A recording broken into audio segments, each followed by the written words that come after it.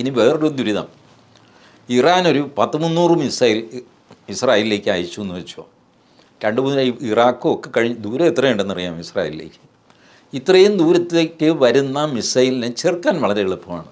ഇവരുടെ iron dome സംവിധാനമൊക്കെ വെച്ചിട്ട് ചെറുക്കാൻ എളുപ്പമാണ്. അതേസമയം ഇസ്രായേലിൻ്റെ വേറൊരു കേപ്പബിലിറ്റി ആണെന്ന് വെച്ചാൽ ഈ മിസൈലിൻ്റെ ഒറിജിനേറ്റ് ചെയ്ത പോയിൻ്റ് ഏതാണെന്ന് ഇമ്മീഡിയറ്റ് കണ്ടുപിടിച്ചിട്ട് അങ്ങോട്ട് കൗണ്ടർ മിസൈൽസ് പോകും. അപ്പോൾ ഇറാനിൽ നിന്ന് ഇസ്രായേലിലേക്ക് വരുന്ന മിസൈലുകൾ 300 എണ്ണം അയച്ചാൽ 3-4 എണ്ണം ഇസ്രായേലിൽ വീഴും. ഇവർ 300 എണ്ണം അയച്ചു കഴിഞ്ഞാൽ കുറഞ്ഞൊരു 270-275 എണ്ണം ഇറാനിൽ വീഴും. ഇസ്രായേൽ വീണാൽ ഇസ്രായേൽ അല്ലെങ്കിൽ തന്നെ മരുഭൂമിയാണ്, പണ്ടാരുടെ ഇതങ്ങ് പൊട്ടും കഴിഞ്ഞു. അവിടെ അങ്ങനെയല്ല, അവരെ എണ്ണപ്പുറത്തായിരിക്കുന്നത് ഇറാൻ. തീ പിടിച്ചാലുണ്ടല്ലോ 3 മാസം 4 മാസം നിന്ന് കത്ത്, ആർക്കും ഒന്നും ചെയ്യാൻ പറ്റില്ല. മിസൈൽ മരുഭൂമിയിൽ വീണ് കഴിഞ്ഞാൽ ആ സ്ഫോടനം മാത്രമേ ഉള്ളൂ, കഴിഞ്ഞു. അതാണ് ഇസ്രായേലിന്. മറ്റവർക്ക് അങ്ങനെയല്ല, മിസൈൽ എണ്ണയിൽ ചെന്ന് വീഴുകയാണ്. എന്തു ചെയ്യും ഇറാൻ? ഇറാൻ്റെ അടുത്ത് എണ്ണയല്ലാതെ വേറെ പിണ്ണാക്കോ പരുത്തിക്കരുവോ ഒന്നും തന്നെയില്ല. ആകെ പക്ഷമാണ് എണ്ണയുടെ പുറത്താണ് ഇറാൻ നിൽക്കുന്നത്. അപ്പോൾ ഇത്രയും വലിയ നാശനഷ്ടം ഈ തെമാടിക്ക് വേണ്ടിയിട്ട്, ഇസ്മായിൽ ഹനിയയ്ക്ക് വേണ്ടി ചെയ്യേണ്ട കാര്യമുണ്ടോ? ഇതാണ് ചോദ്യം. കൗണ്ടർ ചോദ്യം മറ്റ് രാജ്യങ്ങളും ചോദിക്കുന്നു. നിങ്ങൾ പറയുന്നു 2 മാസം മുമ്പ് വെച്ച ബോംബാണ് ഇസ്മായിൽ ഹനിയയുടെ മുറിയിൽ പൊട്ടിയത്. 2 മാസം മുമ്പ് ആർക്കറിയാം നിങ്ങളുടെ പ്രധാനമന്ത്രി ഹെലികോപ്റ്റർ അപകടത്തിൽ മരിക്കുമെന്നോ അല്ലെങ്കിൽ കൊല്ലപ്പെടുമെന്നും, അപ്പോൾ ഈ പറഞ്ഞ പെഷസ്കിയാൻ പ്രധാനമന്ത്രിയാകുമെന്നും, അങ്ങേരുടെ സ്ഥാനാരോഹണ ചടങ്ങിൽ ഇസ്മായിൽ ഹനിയെ ക്ഷണിക്കുമെന്നും, ഇസ്മായിൽ ഹനിയ വന്നു കഴിഞ്ഞാൽ നിങ്ങളുടെ ഗസ്റ്റ് ഹൗസിൽ ഇത്ര നമ്പർ മുറിയിലായിരിക്കും താമസമെന്നും 2 മാസം മുമ്പേ ആർക്കറിയാമായിരുന്നു ഭൂലോകത്തിൽ. അപ്പോൾ ഈ ഓപ്പറേഷൻ ഇവർ ചെയ്ത, മൊസാദ് ചെയ്തതല്ല, ഇറാൻ തന്നെ ചെയ്തതാണ്. കാരണം ഇറാനും ഈ ഹമാസ് സുന്നികളാണ്. ഒരു പരിധി വിട്ട് ഹമാസിനെ സഹായിക്കേണ്ട ആവശ്യമൊന്നും ഇറാനില്ല.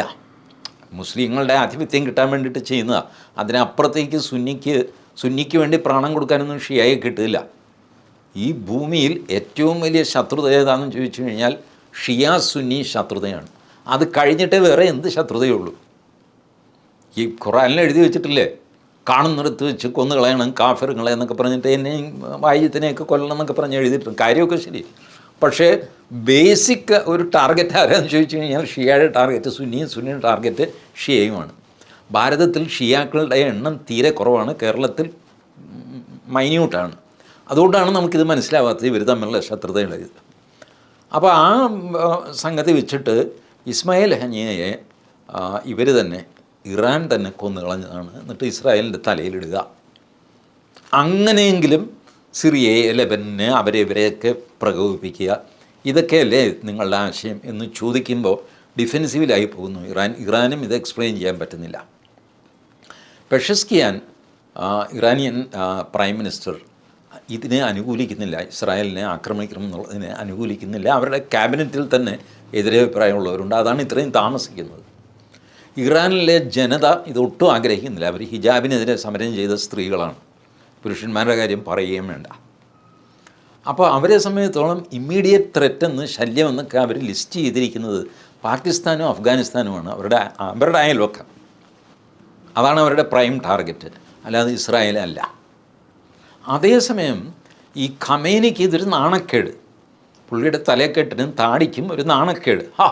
നമ്മളുടെ കോട്ടയ്ക്കകത്ത് വന്നിട്ട് ഇസ്രായേൽ ഇത് ചെയ്തില്ല, ഇത് അടിക്കടാ തിരിച്ച്.